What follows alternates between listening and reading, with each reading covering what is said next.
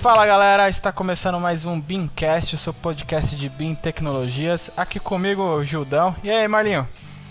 Opa, como vai? Tudo tranquilo? Tranquilidade. Perdiga, na escuta? Na escuta, e aí? De boas, de boas. Digão? E aí, tudo bom? Tudo bem, graças a Deus. Faz um tempinho que a gente não grava um, hein? Vamos lá? Vamos lá. Nosso tema de hoje é o 6D, né? A parte de sustentabilidade aí do BIM. Um item tão importante, tão marcante aí para quem é mais profundo do conceito BIM, para quem vai mais do que apenas modelar e colocar algumas informações básicas dentro do modelo, né? Propriamente falando. Estamos falando de eficiência energética, conceito de consumo, vida útil de materiais. Putz, tem uma série de coisas bem bacana aí que eu particularmente gosto nesse assunto. Até porque nos remete a um pensamento futurista, né? Que é um conceito de reutilização de materiais, analisar quanto tempo vai durar aquele prédio, como que eu posso fazer a manutenção, em quais elementos eu posso fazer a manutenção de tanto e tanto tempo, qual que é esse tempo. A gente consegue trazer todas essas informações para o Revit e se apropriar dela de forma eficiente no nosso projeto, né, Marlinho? Sim, e isso agrega muito valor ao projeto edificação a longo prazo. Segundo alguns dados, fazendo um projeto utilizando aí esses recursos de análise de economia, né, por exemplo, de eficiência energética, estudos indicam que o valor da edificação pode aumentar até 7,5% em relação à avaliação da mesma quando utiliza esses recursos que agregam valor, né, no edifício, no projeto e posteriormente na gestão dessa edificação, né? O que acontece? Você faz análises energéticas, você está construindo um edifício um pouco mais inteligente e autossustentável, né? De forma que ele produza, por exemplo, vamos supor que o seu projeto, o edifício está sendo projetado para produzir a própria energia, para aquecer a água ali através do sol, produzir energia solar lá com os painéis. E outra coisa, né? Às vezes você posiciona os próprios caixilhos de forma a refletir aquela luz solar, né? E impede que o calor fique maior ainda dentro da edificação, né? Reduz climatização e outras coisas. Sim, mais, né? Até tem uns prédios, né, que usam aquelas fachadas de espelho, né? Espelhadas, justamente para isso, né? Exatamente, são muitos recursos arquitetônicos, né, que o pessoal pode utilizar. E tudo isso, você pode gerar uma economia, no final das contas, até no edifício a longo prazo. Vamos pegar o ciclo de vida do edifício, vamos colocar que o edifício vai existir lá por 80 anos até ser reformado, demolido para reconstrução, enfim, 80 anos do edifício. Vamos supor o gestor, o cliente final, que foi quem pagou ali para comprar, né, para realizar a obra, ou quem posteriormente comprou, enfim, pode ter uma economia de até 8 ou 9% em relação à gestão desse edifício, as contas, enfim, o custo de manutenção dele, né? E além dessa economia, você agrega valor, você vai ter uma ocupação maior porque você estudou os fluxos, você estudou a logística dentro do edifício, você pode cobrar um pouco de aluguel a mais, se for o caso de um prédio comercial, por exemplo, justamente porque você está agregando esse valor. Você tem esse tipo de recurso que economicamente é muito viável. Então é um investimento inicial em projeto que a longo prazo te traz um retorno gigantesco, assim. A gente vai falar um pouco mais sobre esses recursos. Sim, e tem mercado para isso, mano? Você acha que teria mercado? Tem muita gente procurando isso ou só são alguns ainda? Cara, ao meu ver, tem muito mercado. Qualquer pessoa, qualquer investidor que você diga para ele assim que em 30 anos ele vai conseguir economizar praticamente 10% em cima de certos custos e você vai poder ter uma valorização próxima de 10% contando o valor do edifício, a ocupação maior, o aluguel um pouco mais alto, ela vai topar fazer o investimento. Então, existe a procura, só que a pessoa que está investindo não sabe exatamente o que é. Eu acho que assim, esse que é o ponto. Então, um dos itens mais marcantes quando a gente fala de sustentabilidade hoje, presente, sendo usado dentro dos projetos, é a questão da água de reuso, né? Sendo ela proveniente de águas pluviais ou quando não tem as chuvas pluviômetros, aí a gente tem que utilizar a própria água potável. Mas o que acontece? Ou a gente trata o esgoto, que também é uma dessas possibilidades, dentro do tipo de projeto, né? É comum mais a gente ter essas estações quando a gente tem projetos de dimensão maiores, ou aqueles conglomerados de galpões logísticos e tudo mais. A gente consegue utilizar aquela água de reuso por sistema de irrigação, onde a gente consegue conciliar para que ele verifique os dias que tem chuva e os dias que não tem chuva e utilize a irrigação. A gente consegue utilizar essa mesma água de reuso nos vasos sanitários. Então, olha a economia que é possível de gerar só pensando na questão da água dentro de uma edificação. E quanto maior ela a gente consegue ser mais eficiente ainda, né, Rodrigão? Verdade, você citou aí água de reuso, né? Mas tem um item que é muito importante, que gasta bastante água também, que é a climatização, cara. As torres de como é que é? Arrefecimento? Arrefecimento, isso aí mesmo. Cara, elas gastam muita água e geram muita economia quando você faz a recirculação, né, dessa água. Elas puxam muita água. Por exemplo, o shopping, ela chega a gastar, sei lá, 100 metros cúbicos de água assim no mês, entendeu? Então, só com climatização. Então, se você vai recirculando, reaproveitando essa água, o máximo que dá, é claro que sempre vai ter as perdas e vai ser embutido novos litros de água lá, mas sempre renovando essa água, né, circulando. Imagina o quanto de energia, de água que você vai economizar no seu empreendimento, né? O Perdigão fala muito desse conceito de automatização de todos os processos, né? A gente tá falando da climatização, mas se você parar pra pensar, tá tudo ligado, né? Como que eu reduzo a quantidade de água, já que eu já tô usando muita água e tô pelo menos conseguindo fazer isso com a recirculação dela. Mas eu posso diminuir o consumo do próprio climatização. Como que eu faço isso? Com controle da energia solar, com um controle de como eu posso fazer meu edifício ficar mais refrigerado, ter uma melhor ventilação. Como que eu posso dispor de uma posição onde o sol reflete de um jeito melhor para ele, ou eu crio uma fachada adequada para fazer um espelho. Isso pode até ser um tema de um podcast depois, né? A gente traz algum especialista na parte de arquitetura que dá essas soluções, vamos dizer assim, porque a gente é mais ligado nessa parte de instalações, né? A gente sabe assim por alto, a gente lê e tal, mas seria interessante a gente buscar um técnico, um especialista sobre isso para saber discutir um case, alguma coisa do tipo, né? Perfeito, porque tem alguns cuidados que precisam tomar. O Perdigão, não sei se você lembra lá daquele prédio que ele era uma fachada de espelho, só que o sol batia tão forte nele que ele gerava uma faixa de luz refletora do sol no chão que dava pra fritar um ovo. Eu não sei se era na Alemanha, se eu não me engano, na Inglaterra. Se eu não me engano, era em Nova York. É Nova York, né? Ou era em Nova York ou era Londres. Mano, eu acho que era Londres. Agora. Eu tô achando que era Londres. Cara, era bizarro, porque a luz era muito forte, né, cara? Não, e você, assim, a luz refletia, assim, pra dentro do prédio, você quase não sentia uma diferença térmica, né? Mas justamente por conta disso, porque a luz do sol refletia no prédio e jogava pra rua, pros carros. Ele absorvia você via muito pouco, retrovisor, né? Então, retrovisor de plástico, né, dos carros, parte de plástico assim, derretida.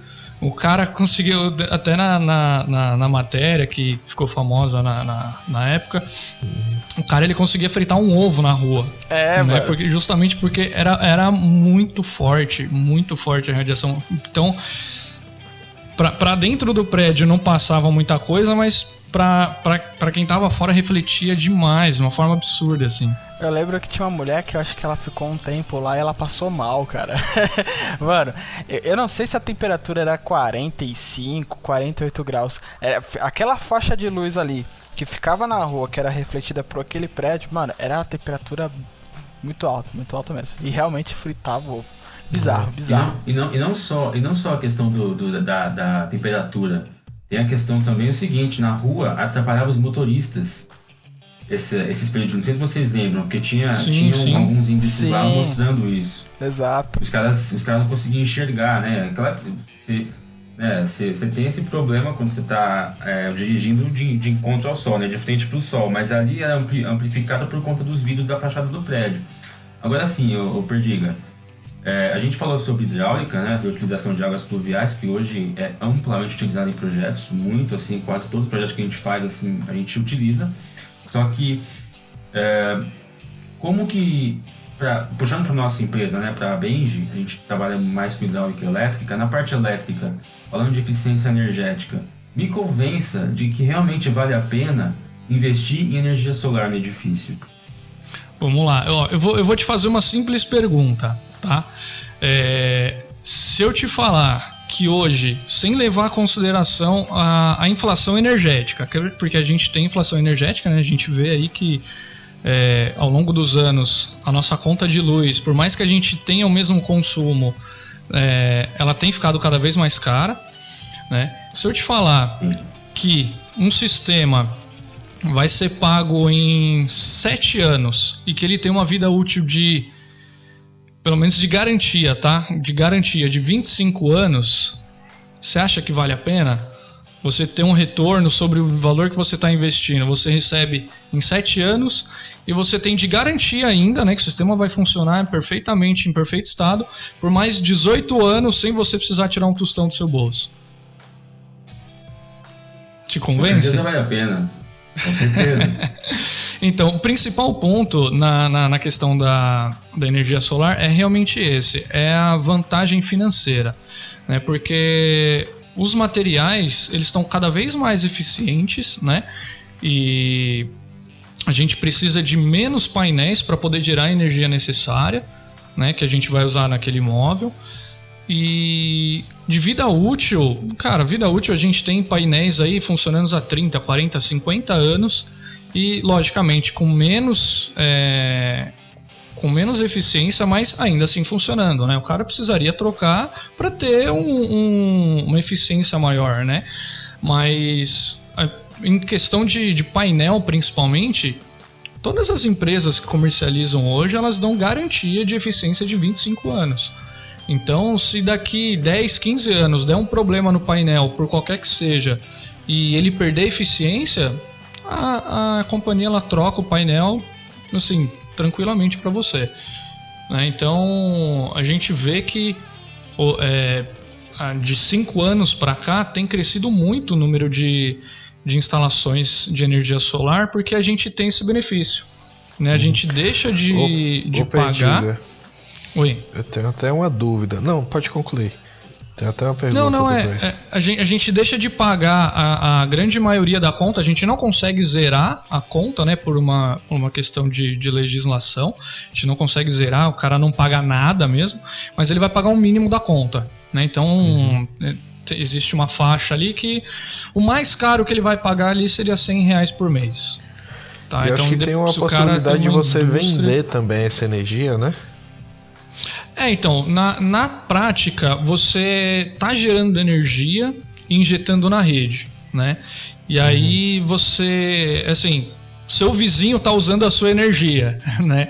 Mas ele, logicamente, vai pagar para a concessionária. Então, você gera energia e vende ela para a concessionária em forma de crédito, em que o próprio medidor, no final do mês, ele faz a conta, né? Do quanto você gerou de energia e injetou na rede e o quanto você consumiu da rede no tempo em que, por exemplo, à noite não tem sol, então você está consumindo energia da rede, né? Ou de repente tá um dia nublado, você está gerando pouca energia, então você consome ali uma parte da energia solar e uma parte da rede, né? Então ele faz esse cálculo e te dá a conta no final do mês ali com valor líquido, né?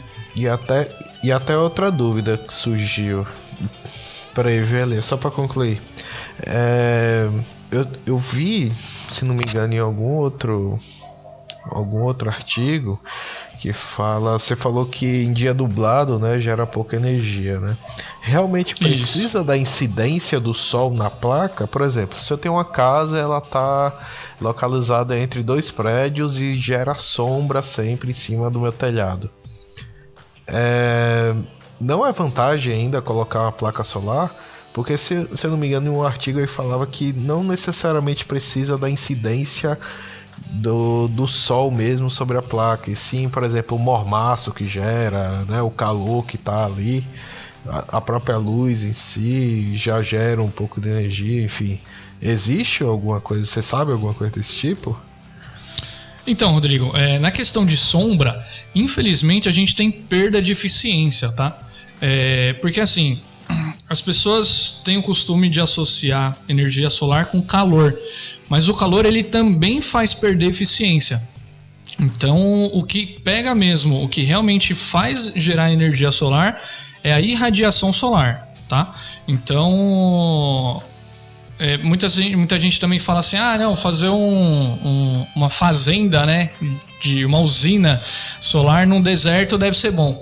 Às vezes não, porque justamente por conta disso, o calor ele acaba fazendo perder eficiência. Então, às vezes pode não ser tão vantajoso assim, né? Você tem que ter um resfriamento, um sistema de resfriamento das placas ali para poder ter eficiência legal. Mas a sombra, infelizmente, ela prejudica, mas em dias nublados a gente ainda tem irradiação solar, né? Porque, querendo ou não, tá de dia ainda, mas logicamente tem menos. Por isso, no dimensionamento, a gente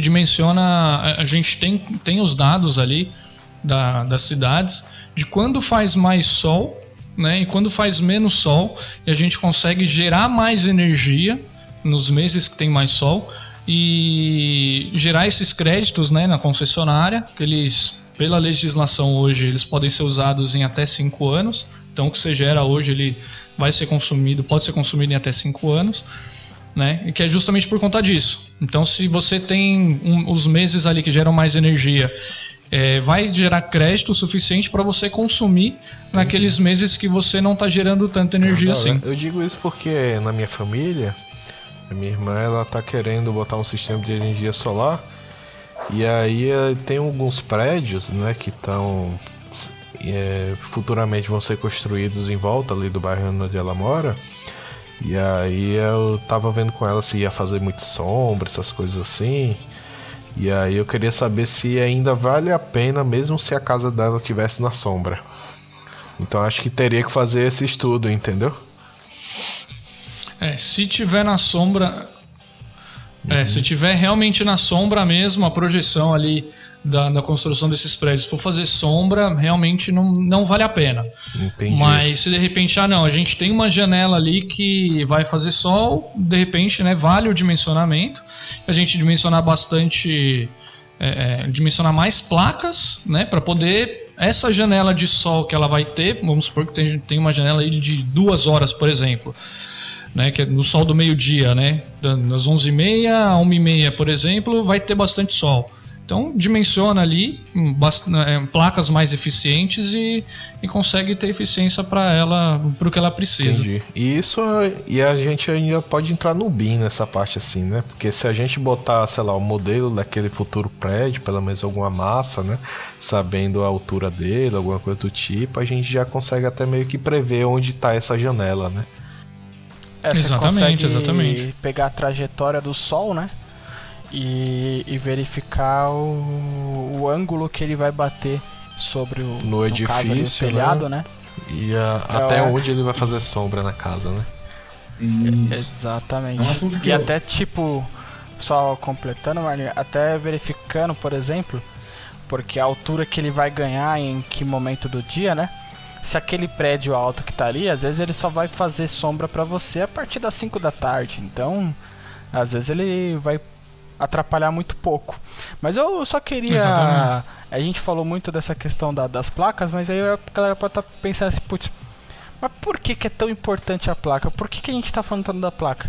É porque o que acontece?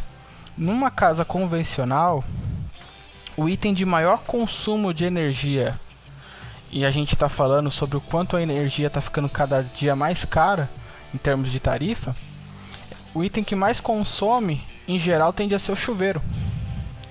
E além do chuveiro, os itens que precisam de aquecimento.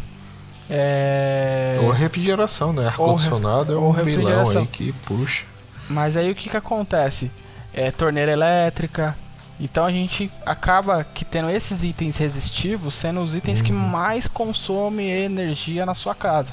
Então quando você consegue ter essa água quente a partir da própria energia produzida pelos raios ultravioletas do sol sobre as placas, cara, é uma eficiência que na vida útil acaba se vindo como uma ótima opção para economia. E mesmo assim, né? Tá cada dia mais mesmo caro, assim tá muito não caro, tiver né? o dinheiro para investir na energia solar, poderia simplesmente fazer um sistema a gás, né? Alguma coisa do tipo. Ainda assim é mais barato.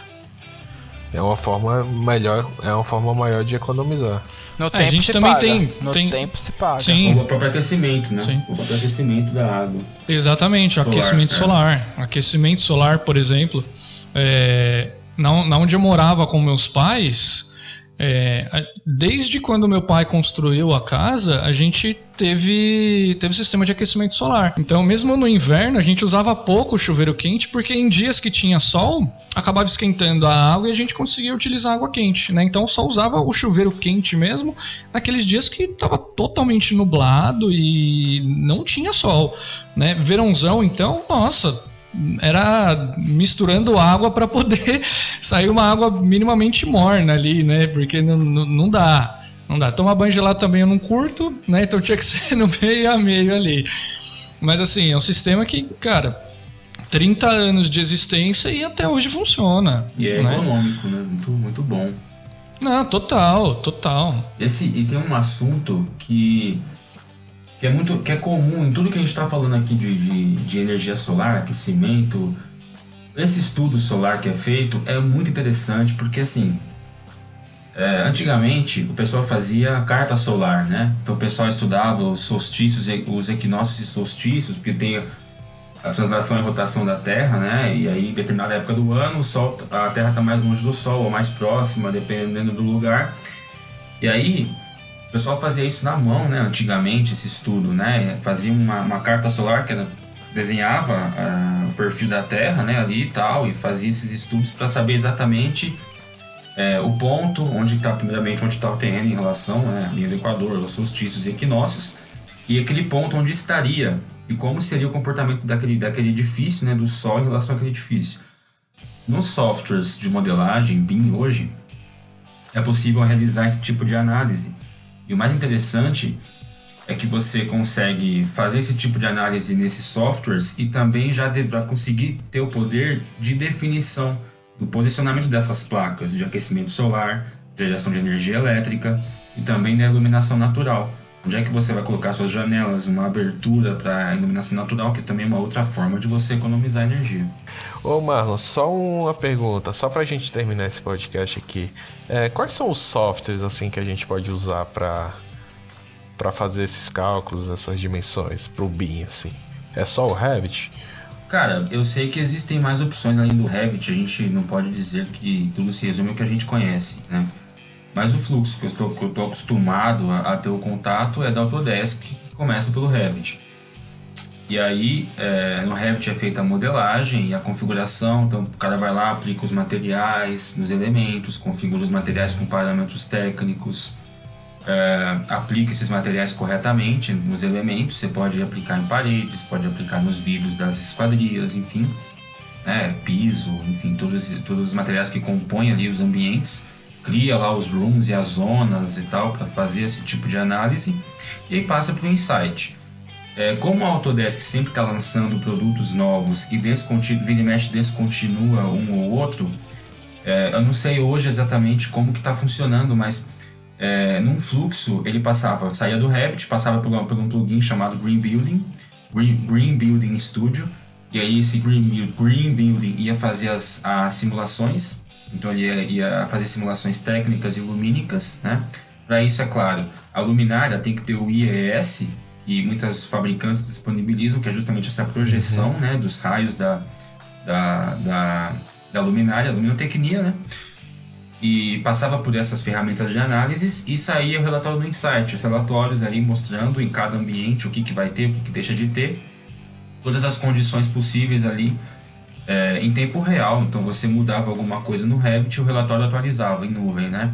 Isso é interessante porque daí você consegue com esse tipo de resultado você consegue tomar decisões no seu projeto. Entendi.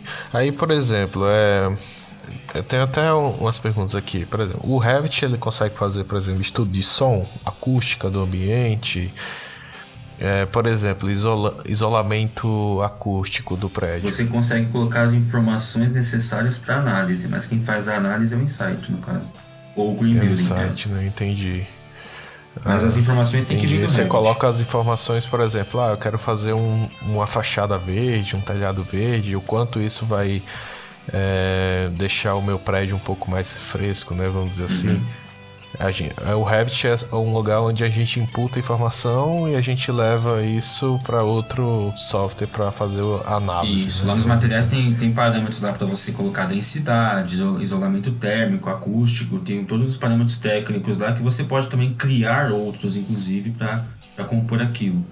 Então... O Rodrigo falou um negócio aí bacana. Desculpa, vou terminar, Marinho. Não, então você tem a condição de imputar as informações no Revit para uma análise posterior. E o Rodrigão tava falando aí de fazer um telhado verde, parede verde, um jardim vertical. A gente nem comentou que tem um item bacana também aí, que é a parte de design ecológico, né? Se você jogar design ecológico no Google e ver imagens, é difícil, parece que o edifício está dentro de um morro, sabe? Parece estar dentro da floresta, assim, você só a cara do edifício é uma floresta e você entra lá e beleza. É muito louco mesmo. Não, é sensacional. Pra quem tem a visão, pra quem entende o conceito e consegue aplicar, tem jardins verticais que são tão maravilhosos, né, cara? Por isso que a gente precisa trazer um especialista nessa parte, dessas soluções, né? Algum arquiteto, algum especialista que saiba. Porque aí a gente consegue destrinchar isso, sabe? A gente consegue perguntar, mas vale a pena? Dá pra fazer isso, dá pra fazer aquilo, sabe? Consegue apertar ele. E olha, eu vou te falar uma coisa, todo local que tem verde se valoriza. Você pode ir que nos melhores bairros de São Paulo sempre é cercado por bonitas árvores bem cuidadas. O verde ele valoriza a sua edificação, isso é fato. Mas aí é importante destacar uma diferença conceitual, né? A construção ecológica é aquela em que você faz ela num habitat natural, na natureza, utilizando recursos da natureza. Você não está mudando o ambiente que você está. É como você fazer uma casa ali numa montanha, utilizando recursos locais, bambu, esse tipo de madeira, esse tipo de coisa, entendeu? Algo mais natural. Quando a gente fala de uma construção, né, um prédio, um edifício no centro de São Paulo, com concreto e aço, inteligente, com energia solar e tal, é uma construção sustentável. A construção ecológica é aquela que a gente faz num ambiente natural, utilizando materiais. Mas eu acho que o Elias ele quis falar de design ecológico. Não é nem a construção em si. Sim, é um conceito de arquitetônico, sim, né? De design do prédio para que ele seja ecológico, vamos dizer assim. Porque a gente não sabe, né? É porque tem ocasiões. Tem ocasiões que você acaba criando um design que não era visado na sua beleza, na sua estética, mas sim na sua eficiência.